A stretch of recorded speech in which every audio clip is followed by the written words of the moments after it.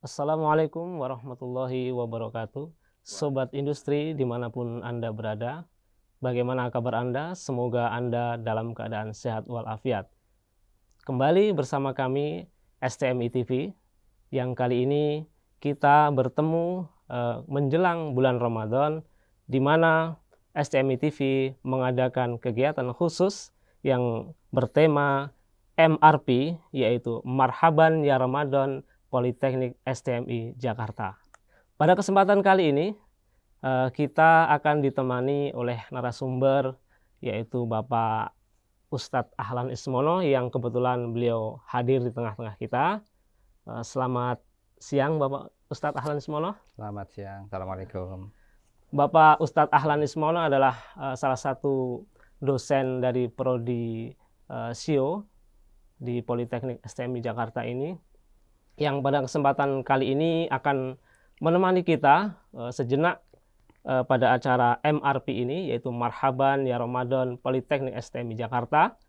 Nah, pada kesempatan kali ini, seperti biasanya memasuki bulan Ramadan itu ada persiapan-persiapan khusus yang selayaknya kita lakukan. Nah, pada kesempatan kali ini kita akan ngobrol dengan Ustadz Ahlan Ismono mengenai kiat-kiat menghadapi bulan suci Ramadan, di mana kami sudah ada beberapa pertanyaan yang kami siapkan untuk Ustadz Ahlan Ismono yang berkaitan dengan persiapan untuk kita memasuki bulan suci Ramadan. Gimana Ustadz? Bisa langsung kita mulai saja tema obrolan kita seputar bagaimana persiapan kita untuk menghadapi bulan suci Ramadan ini? Insya Allah bisa. Bismillah. Pertanyaan pertama adalah, kira-kira bagaimana kita mempersiapkan diri untuk menyambut datangnya bulan suci Ramadan ini? Ya. Baik. Bismillahirrahmanirrahim. Assalamualaikum warahmatullahi wabarakatuh. Waalaikumsalam warahmatullahi wabarakatuh. Bismillah, alhamdulillah, wassalatu wassalamu ala rasulillah wa ala alihi wa sahbihi wa man wala. Asyhadu an la ilaha illallah, asyhadu anna Muhammadan Rasulullah. Allahumma shalli ala Muhammad wa ala alihi wa sahbihi ajma'in. Yang saya hormati para pemirsa STMI TV dimanapun berada, yang saya hormati Mas Nur, ya Ustadz Nur apa Mas Nur ini ya, Mas dan Ustadz, jadi Mas Ustadz gitu panggilannya. Alhamdulillah pada kali ini kita bisa bermuajahah, bersilaturahim menjelang bulan suci Ramadan. Ya. Oleh karena itu saya kira penting sekali yang pertama supaya persiapan kita itu mantap, maka kita harus mengetahui dulu gitu lah, posisi Ramadan itu seperti apa. Posisi puasa itu seperti apa? Bagi siapa? Ya bagi kita semuanya gitu ya, orang-orang kaum muslimin yang punya kewajiban untuk berpuasa. Ya, Allah Subhanahu wa taala berfirman, A'udzubillahi minasyaitonirrajim, ya ayyuhalladzina amanu kutiba alaikumussyam kama kutiba alal ladzina min qablikum la'allakum tattaqun. Para pemirsa STMI TV dimanapun berada dan Mas Nur, di ayat ini gitu ya, Allah Subhanahu wa taala berfirman, hai orang-orang yang beriman, telah diwajibkan atas kalian semua untuk berpuasa sebagaimana telah diwajibkan atas orang-orang sebelum kamu, la'allakum tattaqun, agar kalian semuanya menjadi bertakwa. Mas Nur, di ayat ini ada 3 kata kunci yang bisa kita pegang. Yang pertama adalah beriman, yang kedua adalah berpuasa, dan yang ketiga adalah bertakwa. Jadi beriman, berpuasa, kemudian bertakwa. Nah, kalau saya sedang bertemu dengan mahasiswa-mahasiswa dari Prodi Sistem Informasi, pasti akan kita kenalkan itu bahwa sebuah sistem minimal itu ada input, ada proses, ada output gitu ya. Nah, ketika kita bicara konteksnya adalah puasa, maka kita bisa mengatakan iman adalah inputnya gitu ya, diproses oleh sebuah proses yang namanya puasa, hasilnya adalah bertakwa gitu. Jadi inputnya iman, prosesnya puasa, outputnya adalah takwa. Nah, dalam konsep dasar sistem itu ada feedback control system.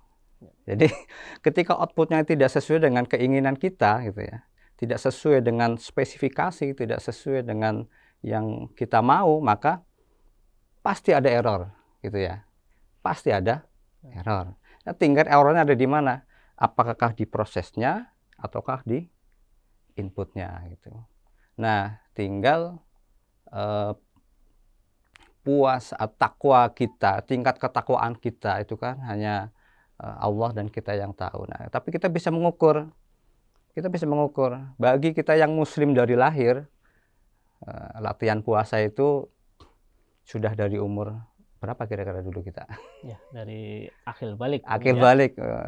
Akil balik anak sekarang itu umur berapa ya? Ya malah sebelum akil balik mungkin Iya. kita sudah berpuasa Umur, karena dilatih. iya udah sama orang tua umur kita berapa gitu ya? 6 tahun kali 6 ya, tahun 5 gitu, atau 6 itu ya. sudah pada puasa gitu ya. Anak-anak kecil sudah pada dilatih untuk berpuasa. Bahkan orang tua ada yang memberikan dalam tanda kutip ya, reward khusus bagi anak-anak yang sudah mau latihan puasa. Nah, pertanyaan dasarnya, saya misalnya, saya sekarang umurnya 24, salah. 42. Ya, saya umurnya sekitar 42 tahun. Jadi, kalau saya mau mulai berpuasa, latihan puasa umur 5 tahun, berarti paling tidak sekarang saya sudah 42 dikurangi 5 gitu ya. Jadi sekitar 37. Ya, 37 kali saya berpuasa. Ya. Pertanyaannya, sudah 37 kali kita berpuasa, seberapa tingkat ketakwaan kita? Nah, ini namanya feedback control system. Oh, outputnya kok saya sudah 37 kok, sepertinya saya begini-begini aja ya. Ketakwaan nggak nambah, ibadah biasa saja, ngaji juga biasa. Kayaknya nggak ada yang nambah ini kita. Oh, berarti ada yang salah. Nah, salahnya di mana? Apakah di prosesnya ataukah di inputnya? Nah, jadi kalau kita supaya puasanya kita lebih mantap, lebih ini, pahami dulu ilmu puasanya, diantaranya adalah pahami dulu Quran surat Al-Baqarah ayat 183 ini gitu ya. Seperti apa konsepnya sehingga dari berpuasa ini menjadi orang-orang yang bertakwa. Ya kurang lebih seperti itu Mas Tur, ulasan yang masih umum ya, masih umum, tapi saya kira bisa dieksplor lebih jauh gitu. Baik Ustadz.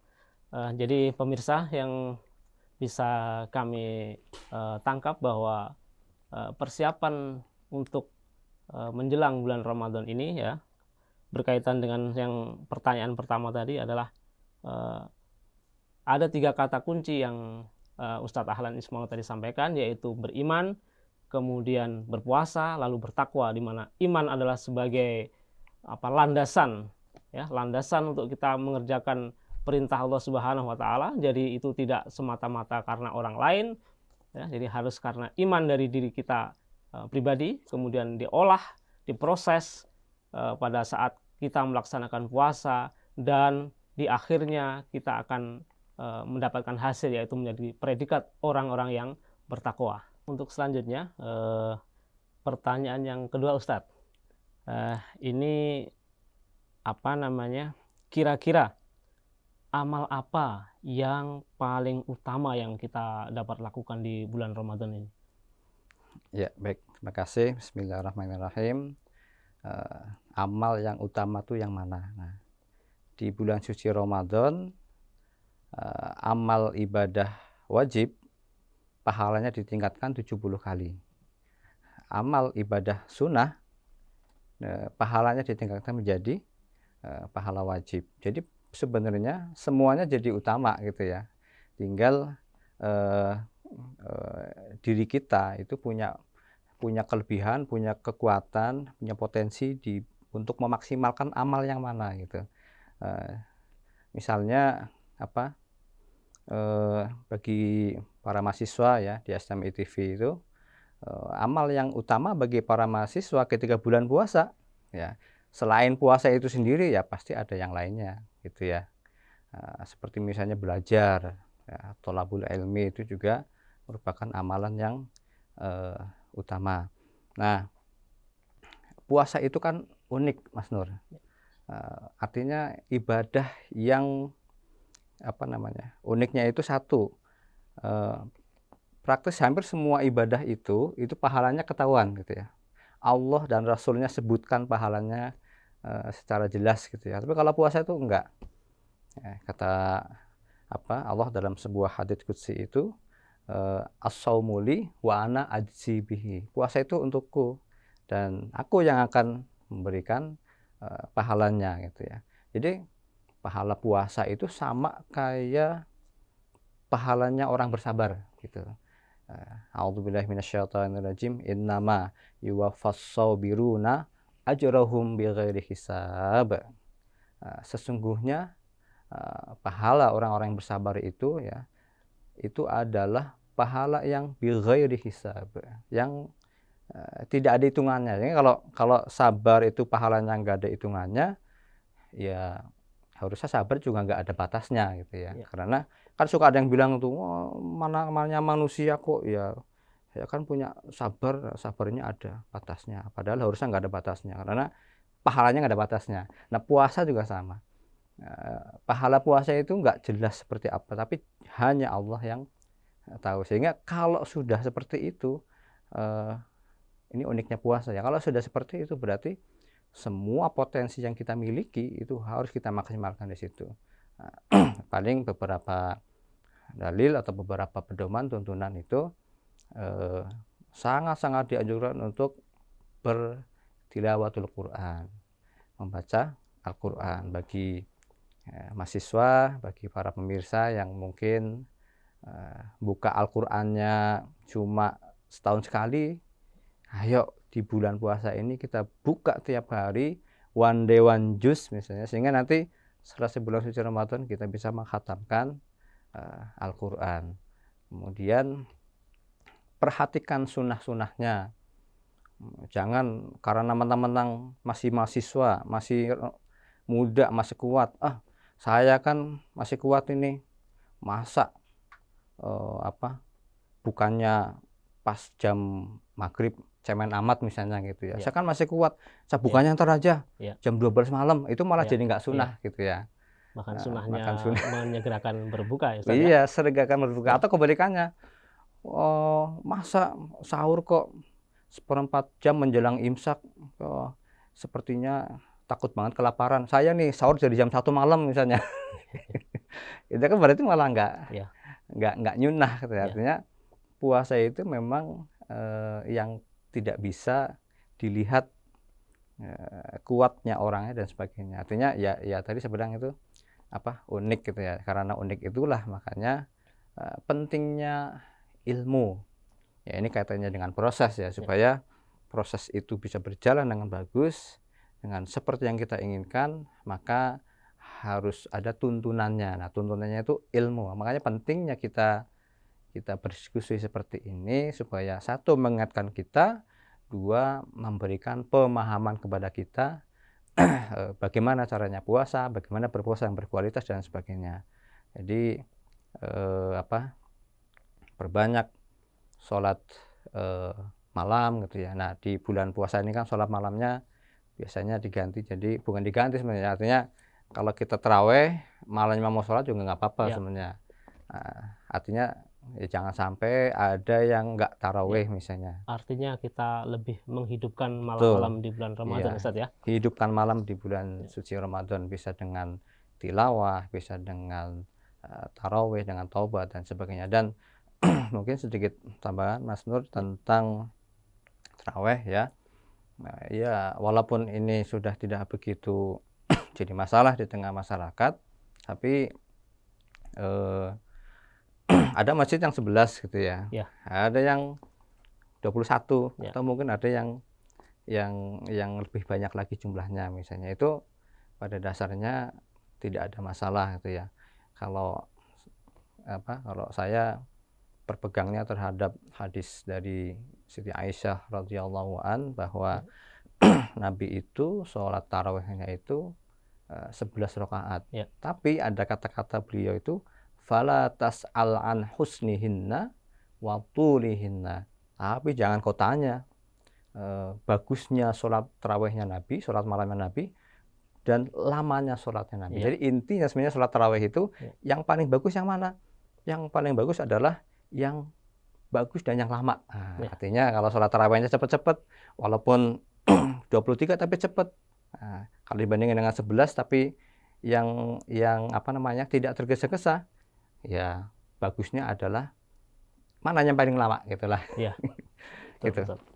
Jadi amal-amalan yang utama ya tadi menghidupkan sunnah, misalnya menyegerakan berbuka tentang sunnah, mengakhirkan sahur, tilawah Quran, bersodakoh ini juga penting sekali ya, bersodakoh, bertaubat jelas lah gitu ya. Thalabul ilmi, mencari ilmu dan sebagainya. Ya. Ya, baik Ustadz. Jadi pemirsa, itu amal-amal yang utama yang hendaknya kita bisa kerjakan di bulan Ramadan. Seyogyanya kita nanti sudah berada di bulan Ramadan, hendaknya kita memaksimalkan potensi diri kita karena saking seperti yang Ustadz Ahlan tadi sebutkan, puasa adalah sesuatu yang unik. Jadi pahalanya yang Allah rahasiakan, yang kalau ibadah-ibadah yang lain itu Allah sebutkan pahala dan ganjarannya, untuk ibadah puasa ini sengaja Allah rahasiakan, dan itu adalah karena mulianya ya nilai puasa itu. Nah, baik, pertanyaan selanjutnya Ustadz, pertanyaan yang ketiga, yaitu bagaimana cara bersikap seorang muslim ketika berada di bulan Ramadan?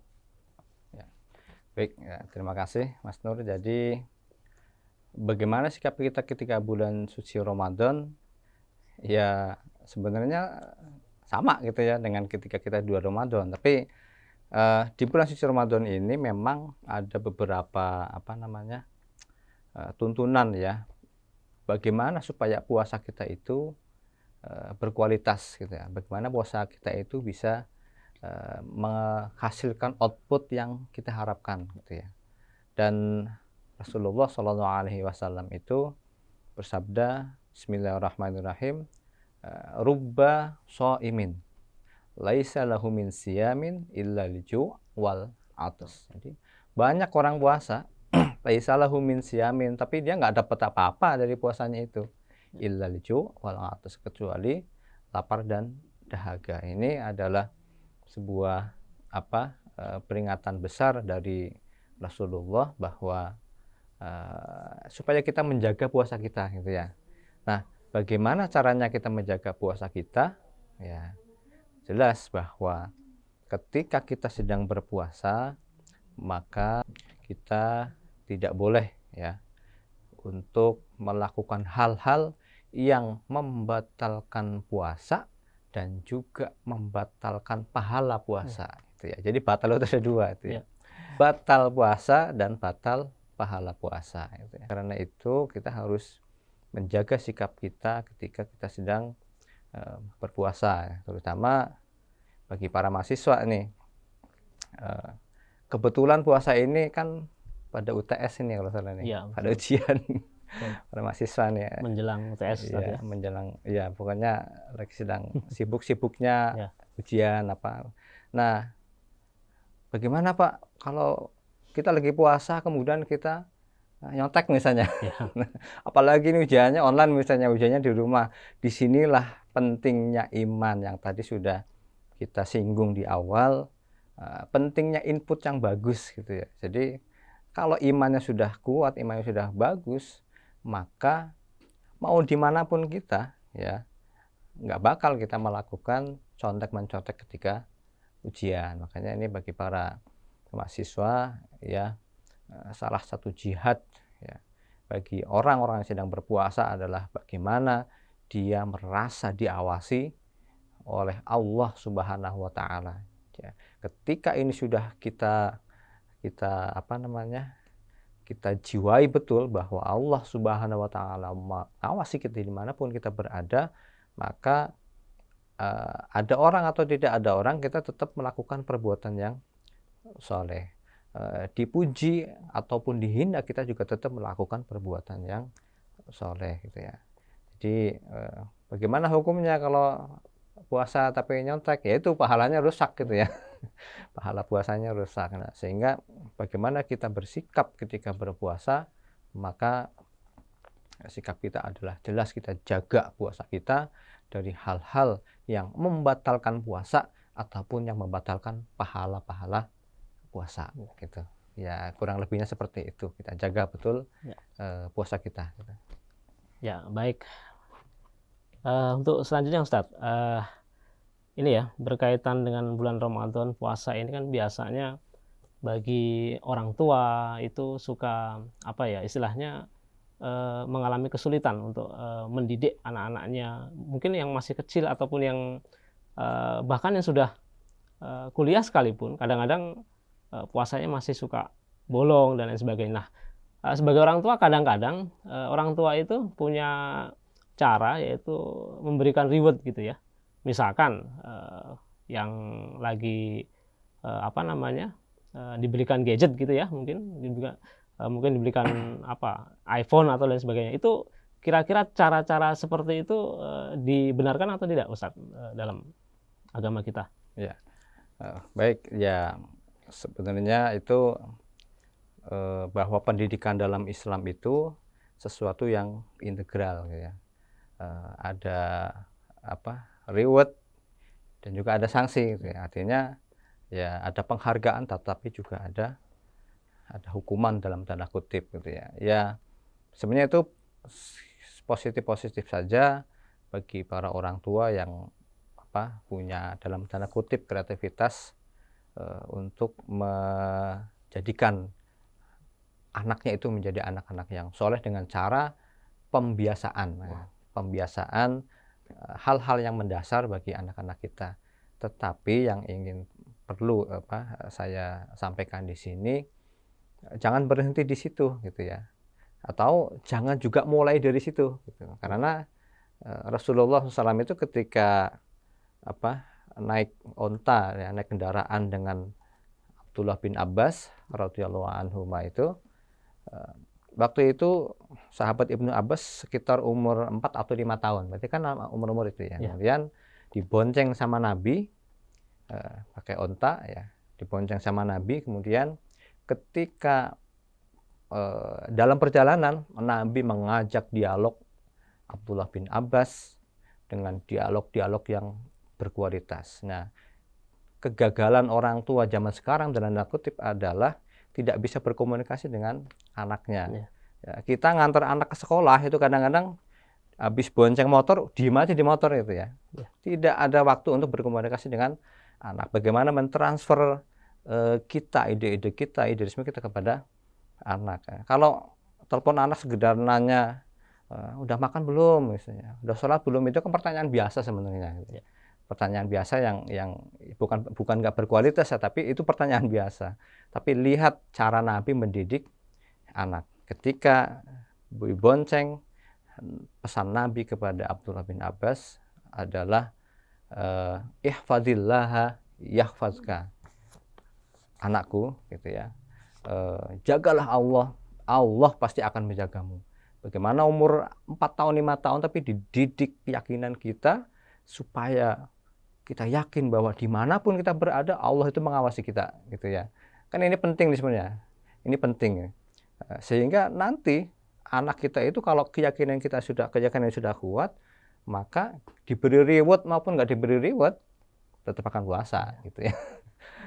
Jadi seperti itu ya. Ya di zaman sekarang dengan berbagai macam hal-hal yang bisa kita lakukan ya hal-hal memberi reward dalam bentuk memberikan penghargaan kepada anak ya sebenarnya positif saja, tapi jangan berhenti di situ atau jangan mulai dari situ ujuk-ujuk langsung kamu puasa ya tak kasih misalnya, enggak juga, tapi berikan pemahaman-pemahaman keimanan, pemahaman keilmuan tentang puasa dan bagaimana sih setelah puasa gitu ya.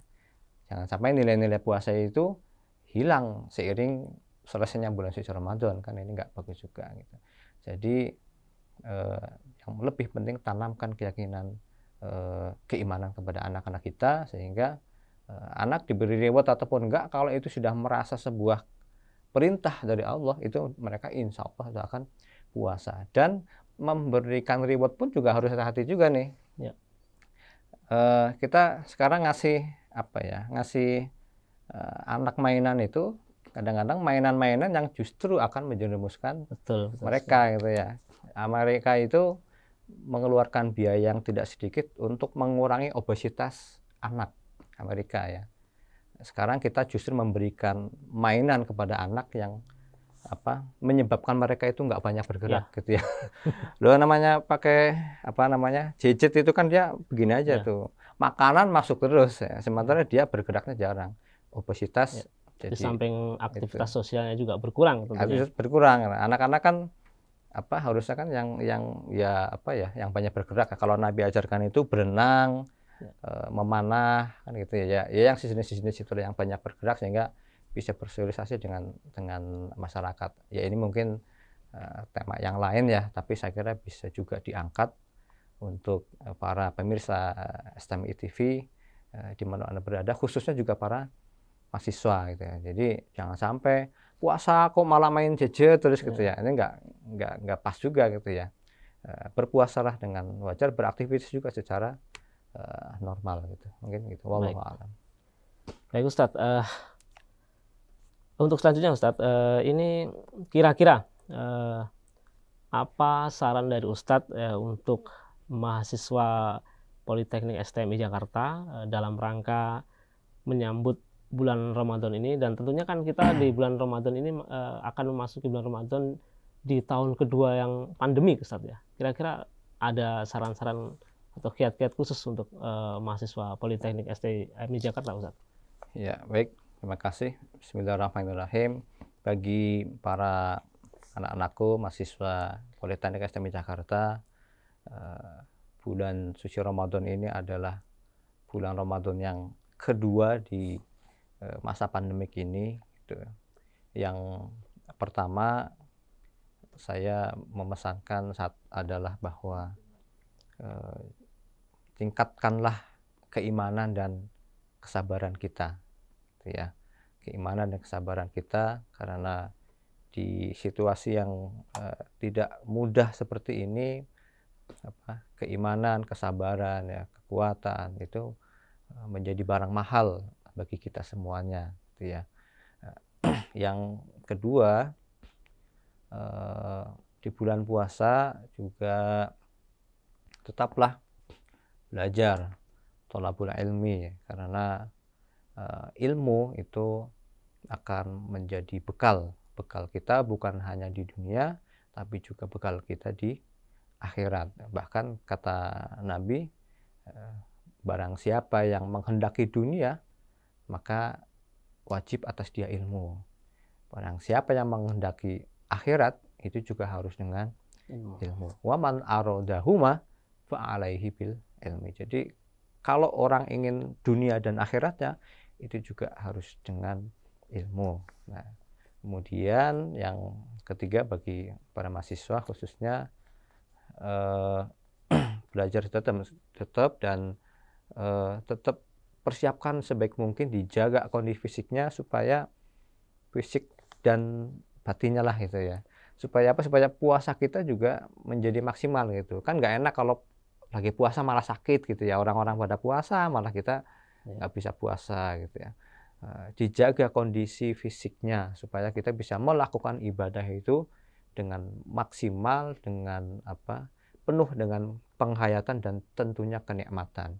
Insya Allah kalau batin kita bagus, fisik kita bagus, maka berpuasa dan semua amalan di dalamnya itu akan menjadi sebuah kenikmatan bagi kita, bukan sebuah beban, insya Allah ya. Kita yakin itu supaya yaitu puasa kita jadi lebih bermakna. Tetap beraktivitas seperti biasa, di rumah juga membantu orang tua dan sebagainya, supaya apa ya, berpuasa kita menjadi lebih bernilai gitu. Baik pemirsa STMI TV, jadi itu tadi pertanyaan terakhir yang kami ajukan kepada Ustadz Ahlan Ismono. Jadi dari perbincangan kita kali ini, dari awal sampai dengan terakhir tadi pertanyaan kepada Ustadz itu, bahwa hendaknya kita mempersiapkan diri kita memasuki bulan suci Ramadan ini, baik persiapan fisik, persiapan mental, ya, persiapan materi juga, ya, karena nanti banyak sekali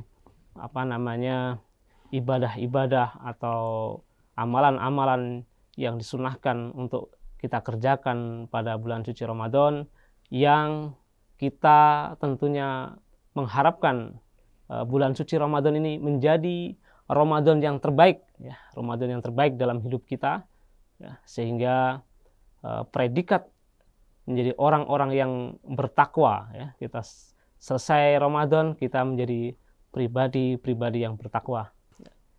Baik Ustadz Ahlan, terima kasih sebelum dan sesudahnya atas kehadirannya hari ini, yang sudah banyak sekali memberikan penjelasan, ya, dari awal sampai dengan akhir, bahwa apa ya yang perlu kita persiapkan di bulan Ramadan, sehingga nanti kita memasuki bulan Ramadan dengan penuh kesiapan, sehingga Ramadan ini akan menjadi Ramadan yang paling utama dan paling baik di hidup kita. Ya, terima kasih Mas Nur. Pesan saya kepada diri saya pribadi dan seluruh pemirsa STMI TV dimanapun Anda berada, berpuasa itu tadi sudah disebutkan, outputnya adalah sebuah ketakwaan. Apa tanda ketakwaan itu? Al-Imam Ibnu Rajab Al-Hambali rahimahullah dalam kitab Lataiful Ma'arifnya, beliau menyampaikan, min alamatil hasanati al-hasanatu ba'daha wa jazaa'us sayyi'ati as-sayyi'atu ba'daha. Balasan dari perbuatan baik itu adalah diteruskannya perbuatan baik itu dengan perbuatan baik yang lain, gitu. Dan balasan dari sebuah perbuatan jahat itu biasanya diteruskannya dengan kejahatan-kejahatan yang lain. Jadi kalau kita berbuat baik dan kebaikan kita diterima Allah, itu biasanya kita akan berbuat baik yang lain, gitu. Kita akan berbuat baik diikuti dengan kebaikan yang lain. Demikian juga kebalikannya. Kalau kita berbuat buruk, maka hukuman dari Allah kepada kita adalah biasanya kita meneruskan dengan keburukan-keburukan yang lain. Misalnya kita berbohong. Satu kebohongan kita, misalnya kita ditanya orang, ngapain pagi-pagi di bawah pohon dukuh misalnya. Padahal dia tadinya niatnya mau ambil dukuh, kemudian dia bawa pulang, kan nyuri namanya itu ya. Karena kita ketahuan maka kita berbohong. Enggak, saya ini lagi nungguin kucing, padahal mana ada kucing naik pohon dukuh kan gitu. Dia tutupi kebohongan itu dengan kebohongan yang lain. Itu adalah sebuah hukuman dari Allah, supaya bahwa itu bentuk perbuatan jahatnya diikuti kejahatan yang lainnya. Di Ramadan ini ya, kita doakan mudah-mudahan kita semuanya bisa melaksanakan puasa Ramadan dengan sebaik-baiknya. Dan mari setelah bulan suci Ramadan, saya ajak diri saya sendiri, seluruh hadirin sekalian, supaya kita teruskan kebaikan-kebaikan, ibadah-ibadah di bulan suci Ramadan itu untuk kita lakukan di luar bulan suci Ramadan. Puasa Ramadan bisa kita ganti dengan puasa sunnah-sunnah yang lain. Qiyamul lail atau tarawih di bulan suci Ramadan kita ganti dengan qiyamul lail di setelah bulan suci Ramadan, dan lain sebagainya dan sebagainya. Mudah-mudahan amalan kita diterima oleh Allah Subhanahu wa Ta'ala. Sekali lagi kami ucapkan terima kasih untuk Ustadz Ahlan Ismono atas kehadirannya. Jazakumullahu khairan katsir. Assalamualaikum Ustadz. Waalaikumsalam warahmatullahi wabarakatuh.